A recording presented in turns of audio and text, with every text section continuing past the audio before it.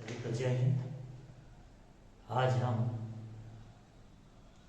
अध्याय 8 किस पूर्ण के हिस्से इस विषय पर चर्चा करने जा रहे हैं।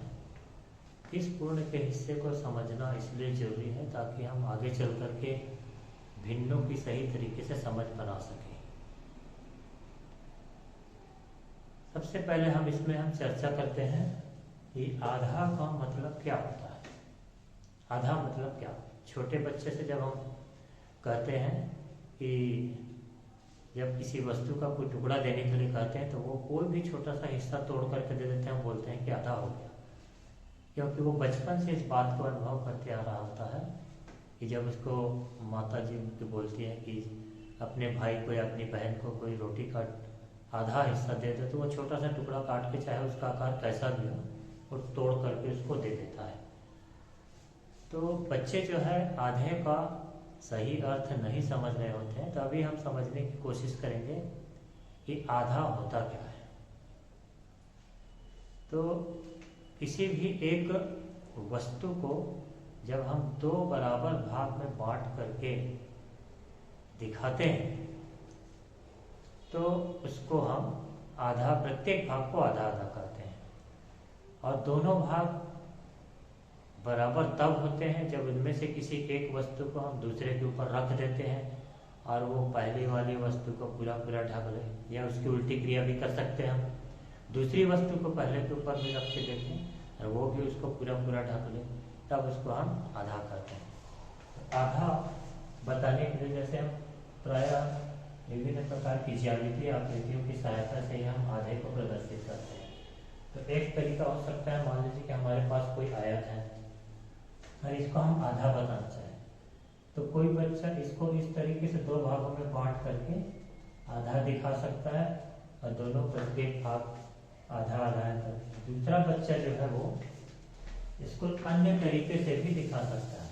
एक ही वस्तु को मान लीजिए कि उसने इसको इस तरीके से विभाजित किया, तो भी इसका प्रत्येक भाग जो होगा वो आधा होगा। लेकिन आधा कब होगा? जब इसका पहला टुकड़ा दूसरे टुकड़े को पूरा पूरा ढक ले या दूसरा टुकड़ा पहले को पूरा पूरा ढक ले। तो ऐसे ही हम बहुत सारे चित्रों के माध्यम से बच्चों को आधा को बताने का प्रयास करें और इसकी गहरी समझ बनाने के लिए अलग अलग तरह के हम चित्र लें। लेकिन बच्चों के बीच में ये प्रायः बातें आती हैं कि जो भी हम आकृति को या किसी वस्तु को आधे की बात करते हैं तो वो उसको एक सरल रेखा के रूप में ही विभाजित करने का प्रयास करता है। तो क्या हम केवल सरल रेखा के द्वारा ही आधा विभाजित कर सकते हैं? कोई अन्य तरीका नहीं है जिससे हम इसको आधा दिखा सकें? मान लीजिए कि हमारे पास ये जो आयत का जो चित्र है, इसको हम इस तरीके से विभाजित करें। यहाँ से इसको मैंने इस तरीके से इसको काटा और इसको यहाँ ला करके नीचे की तरफ उतना हिस्सा जितना मैंने ऊपर की तरफ काटा था उसको नीचे काट दिया और इस तरीके से विभाजित कर दिया। तो क्या हम इस चित्र में प्रत्येक भाग को आधा कहेंगे? तो फिर हमारे पास फिर से वही तरीका होता है कि हम इसको दो टुकड़ों में पहले काट लें और उसके बाद एक टुकड़े को दूसरे टुकड़े के ऊपर रख करके देखें। यदि इसका पहला भाग यहाँ से लेकर के ये वाला जो भाग दूसरे भाग को रखते हैं तो इसके बराबर आ जाता है, तो उसको हम आधा कर सकते हैं। इसी तरीके से वृत्त में भी हम केवल एक ही तरीके से इसको बांट सकते हैं, ऐसी बात नहीं। इसको क्या हम इस तरीके से भी बांट सकते हैं कि इसका दोनों भाग बराबर आए, या और भी कोई तरीके हो सकते हैं कि हमारे पास मान लीजिए ऐसा है और इसको हम इस तरीके से बांट, एक इधर गए, दो इधर आ गए, 3 4 5, और ऐसा हम एक सीधी रेखा खींच करके देखेंगे तो हमको पता चलेगा कि जितना भाग हम दूसरे हिस्से में ले रहे हैं उतना अन्य हिस्से में लेकर के यदि इसको काटते हैं तो भी हमको आधा आधा मिल सकता है। तो आधे की अवधारणा किसी एक वस्तु को लेकर के या किसी एक चित्र को लेकर के, एक आकृति को लेकर के हम बता सकते हैं। जैसे मान लीजिए कि आप पेपर को मोड़ करके देखें। मान लीजिए कि हमारे पास ये एक पूरा पेज है तो ये हो गया पूरा पूरा एक पूर्ण, जिसको हम पूर्ण कहेंगे। पूर्ण शब्द का उल्लेख करना बहुत जरूरी है। और जब हम इसको बीच से एक बार मोड़ देते हैं तब इसके दो हिस्से होगा, ये एक हिस्सा हो गया और ये दूसरा हिस्सा हो गया। तो ये आधा भाग दूसरे आधा भाग को पूरा पूरा ढक ले रहा है, या इसको पलट करके भी आप देखें तो इसको ये पूरा पूरा ढक ले रहा है। इसलिए हम ऐसी स्थिति में कह सकते हैं कि इस पूर्ण वस्तु का ये दोनों भाग आधा आधा है। तो ऐसा हम बताने का प्रयास करते हैं। लेकिन मान लीजिए कि इसको हम दो टुकड़ों में काट देंगे तो जो दो टुकड़े बनेंगे वो प्रत्येक भाग भी अपने आप में पूर्ण ही कहलाएगा, क्योंकि अब उसके दो हिस्से हो चुके हैं। या उसको दूसरे तरीके से आप कह सकते हैं, जैसे मान लीजिए इस पेपर को मैंने दो हिस्सों में बराबर बराबर बांट दिया।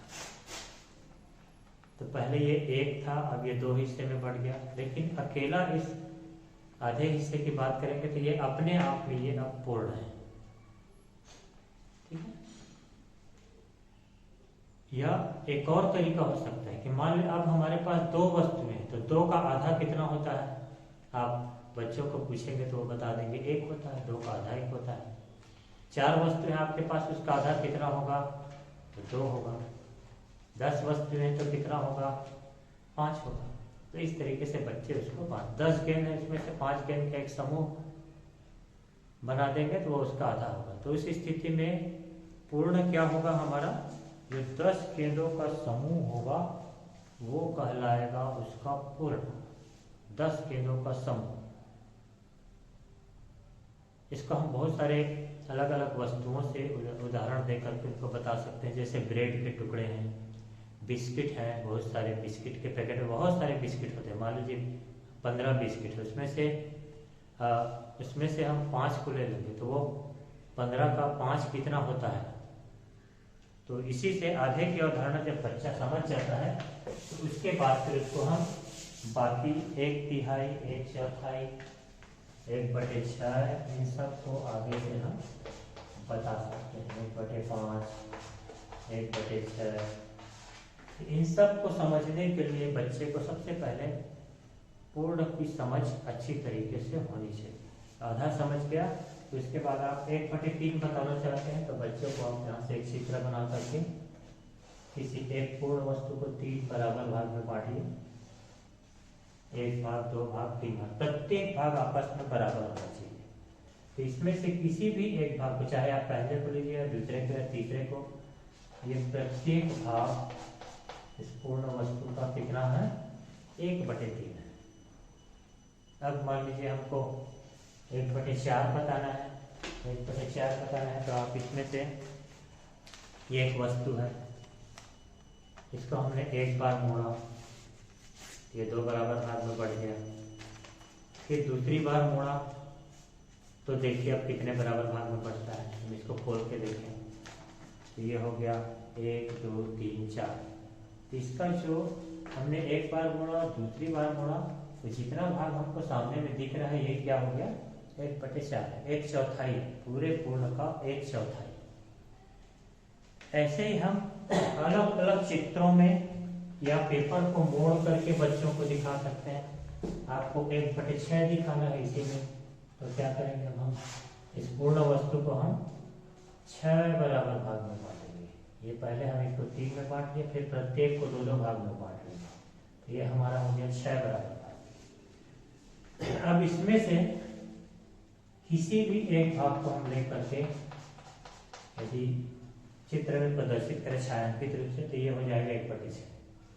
अगर मान लीजिए कि इसमें से हम एक भाग और ले लेते हैं, ये दोनों भाग मिल करके हो जाएगा 2/6। यदि इसमें से एक और भाग को हम ले लेते हैं तो ये हो जाएगा आपका 3/6। 3/6 मतलब 6 का 3 हिस्सा, मतलब आधा हो गया। आप देख लीजिए 1, 2, 3, 4, 5, 6 में से हमने 3 हिस्सा ले लिया, तो 3 हिस्सा लिया तो वो उसका आधा है। 3/6 का मतलब ही होता है 1/2, 3 एकम और 3। तो इस तरीके से आधे की अवधारणा को हम, या 1/3, 1/4, 1/5 की अवधारणा को हम बच्चों को समझा सकते हैं।